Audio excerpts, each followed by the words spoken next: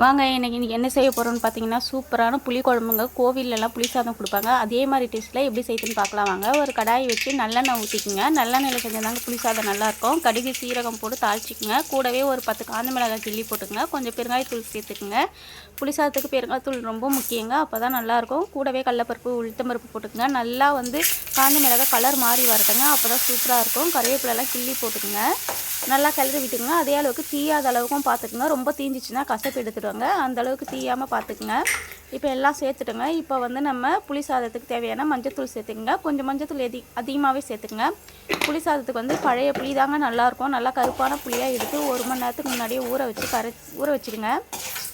அப்போ தாங்க நல்லா குழன்னு திக்காக வரும். அதுக்கப்புறமா நம்ம கரைச்சி ஊற்றிக்கலாங்க. இப்போ பாருங்கள், மஞ்சத்தூள் போட்டு கிளறி விட்டாச்சுங்க. இப்போ நான் புளியை கரைச்சி வச்சுருக்கேன். அதை வடிகட்டி சேர்த்துக்கலாங்க.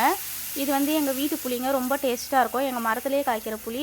நாங்கள் வருஷத்துக்கு ஒரு முறை அறுத்து டப்பாவில் போட்டு வச்சுப்போங்க. ரொம்பவே சூப்பராக இருக்கும்.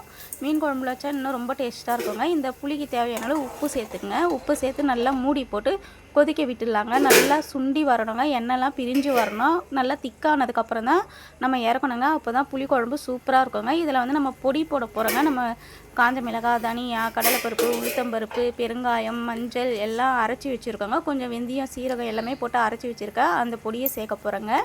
அந்த பொடி போட்டால் தாங்க கோயில் புளி சாதம் மாதிரி இருக்கும். அதுக்கப்புறமா ஒரு ஸ்பூன் அளவுக்கு மிளகுத்தூள் சேர்த்துக்கிறேன்.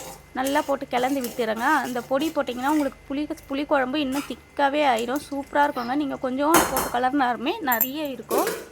நல்லா டேஸ்ட்டாகவும் இருக்கும். புளி சாதம் கலந்து வச்சு ஒரு மணி நேரம் ஊற வச்சுனுங்க. அதுக்கப்புறம் சாப்பிட்டா தாங்க நல்லாயிருக்கும். பாருங்கள், இந்த பொடி தாங்க சொன்னேன்.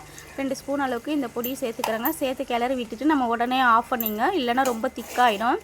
செம்மையாக இருக்குங்க. வாசனையாக இருக்கும். நீங்கள் அந்த பொடியை தூவி கிளறும் போதே செம்ம டேஸ்ட்டாகவும் இருக்குங்க. கண்டிப்பாக நீங்கள் செஞ்சு கொடுங்க. ஒரு முறை இந்த மாதிரி ட்ரை பண்ணி பாருங்கள்.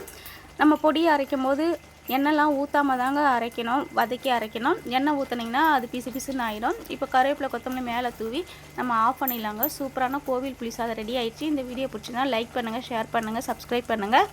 தேங்க்யூ.